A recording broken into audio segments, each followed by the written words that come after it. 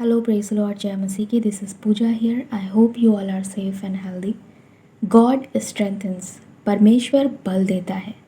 एक ऐसे राजा के नाम का अर्थ है जिसके विषय में हम बार बार कलीसिया में प्रचार सुनते हैं। उसके विश्वास का उदाहरण हमें दिया जाता है। एक ऐसा राजा जिसके नाम का अर्थ ही है कि परमेश्वर मजबूत करता है। सो गेस करिए कौन है ये राजा? यहूदा का राजा हिजकिय्याह। जब यहूदा के राजा आहाज का पुत्र हिजकिय्याह राजा हुआ, उस वक्त इज़राइल का राजा एला का पुत्र होशे था। उसके शासन का वो 3रा वर्ष था। जब हिजकिय्याह राजा हुआ तो उसकी उम्र 25 साल थी और उसने 29 वर्ष तक वहाँ राज्य किया। उसकी माँ का नाम अबी था। वो जकरिया की बेटी थी। ये जकरिया प्रॉफिट नहीं है। दूसरा राजा अध्याय 18 से लेकर 20 अध्याय तक हमें हिजकिय्याह राजा की कहानी देखने को मिलती है। तीसरा पद बताता है, हिजकिय्याह ने अपने मूल पुरुष दाऊद के समान वो काम किए जो यहोवा की दृष्टि में ठीक और भले थे। उसने सभी ऊंचे स्थानों को गिरा दिया, लाठों को तोड़ दिया, अशेरा को काट डाला। इवन उसने वो पीतल का सांप जो मूसा ने परमेश्वर के कहने पर लगाया था ताकि इजरायलियों को शिफा मिले, उसे देखने पर जब सांप उन्हें काट रहे थे, डस रहे थे और वो मर रहे थे, उसने उसे भी चकनाचूर करवा दिया। रीज़न ये था क्योंकि लोग परमेश्वर को छोड़ के उस सांप की उपासना करने लगे थे, उस पर धूप जलाने लगे थे। बाइबल बताती है कि उस जैसा राजा उससे पहले ना हुआ ना उसके बाद हुआ। वो परमेश्वर की आज्ञाओं को मानता था और वो जहाँ कहीं जाता था परमेश्वर उसके संग होता था, और जिस किसी काम पर हाथ लगाता था परमेश्वर उसे उसमें सफलता देता था।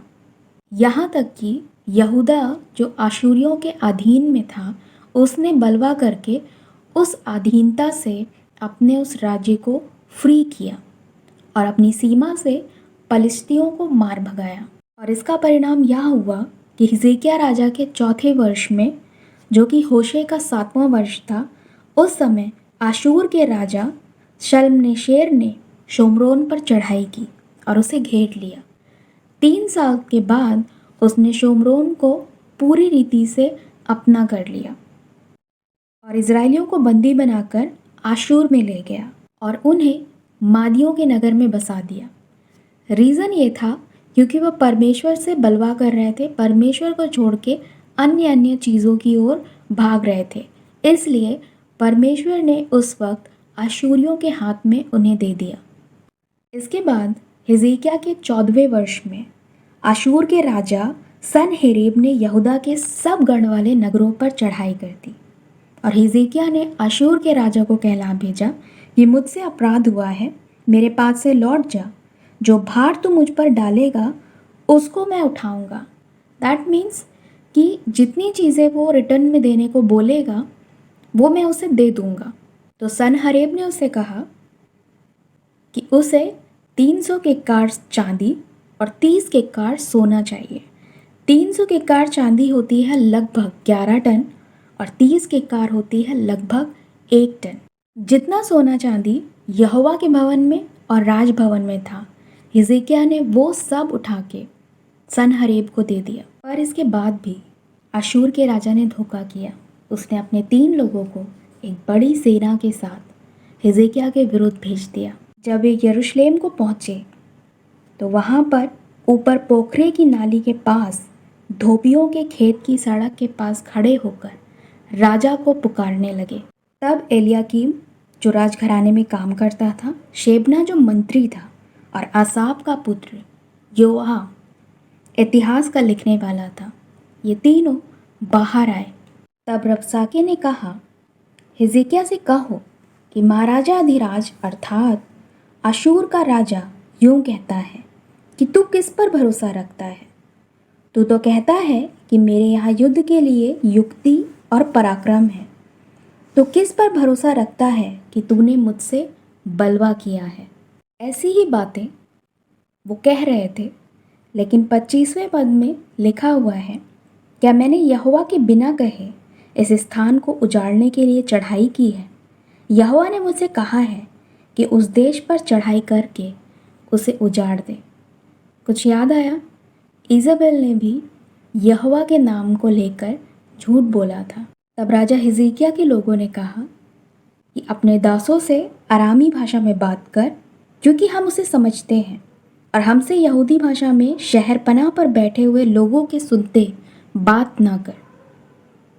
तो रबसाके ने कहा, क्या मेरे स्वामी ने सिर्फ तुम्हें ही सुनाने के लिए मुझे भेजा है? क्या मुझे इन लोगों के लिए नहीं भेजा? और तब वो ज़ोर से कहने लगा कि सुनो, आशूर का राजा ये कहता है कि जब हिजकिय्याह तुम्हें भरमाए और तुमसे कहे कि यहोवा तुम्हें बचा लेगा, तो उसकी बात ना सुनना। यदि तुम सब आशूर के राजा की ओर हो जाते हो तो तुम जीवित रहोगे। इसके बाद उन तीनों लोगों ने अपने वस्त्रों को फाड़ा, हिजकिय्याह के पास जाकर सारी बातें कह सुनाई। 19वां अध्याय बताता है कि हिजकिय्याह राजा ने भी ये बातें सुनते ही अपने वस्त्र फाड़े, टाट ओढ़कर यहोवा के भवन में गया। तब एलियाकीम शेबना मंत्री और याजकों के पुरनियों को, जो सब टाट ओढ़े हुए थे, आमोस के पुत्र यशायाह भविष्यद्वक्ता के पास भेज दिया और कहा कि ये सारी बातें उससे कहना, और उससे कहना कि वो हमारे लिए प्रार्थना करे और यहोवा की ओर से हमारे लिए उत्तर मांगे। तब यशायाह ने उनसे कहा, अपने स्वामी से कहो, यहोवा यूं कहता है कि जो वचन तूने सुने हैं, जिनके द्वारा आशूर के राजा के जनों ने मेरी निंदा की है, उनके कारण मत डर। देख, मैं उसके मन को प्रेरित करूंगा और वो अपने देश को लौट जाएगा, और मैं उसको उसके ही देश में तलवार से मरवा डालूंगा। तब रबसाके ने लौटकर आशूर के राजा को लिब्ना नगर में युद्ध करते पाया। यहाँ पर फिर से अशूर के राजा ने राजा हिजकिय्याह के पास अपने दूत को भेजा संदेश लेके और कहा कि देख, तेरा परमेश्वर जिस पर तू भरोसा करता है, यह कहकर तुझे धोखा ना देने पाए कि यरूशलेम अशूर के राजा के वश में ना पड़ेगा।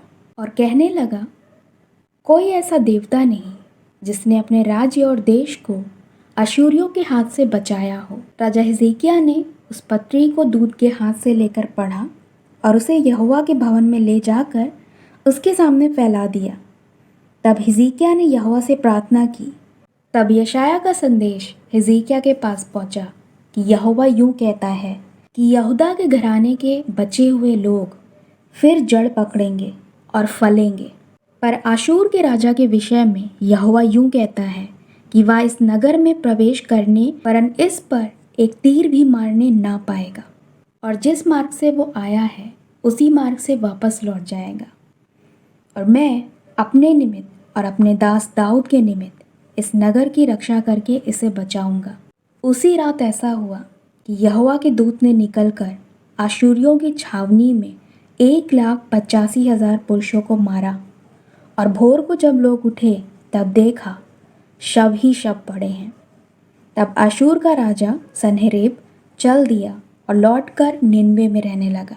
जब वह अपने देवता निस्रोक के मंदिर में दंडवत कर रहा था, तो अदमलेक और सरेसेर ने उसको तलवार से मार डाला। और यहाँ पर यहोवा का वचन पूरा हुआ। सो हमें ज़रूरत है खामोश रहने की। निंदा के बदले निंदा नहीं करनी है, वरन अपनी बातों को अपने परमेश्वर के आगे रखना है, क्योंकि युद्ध तो उसी का है। आज के लिए बस इतना ही। We will continue this story in our next video. See you soon. Praise the Lord. जय मसीह की।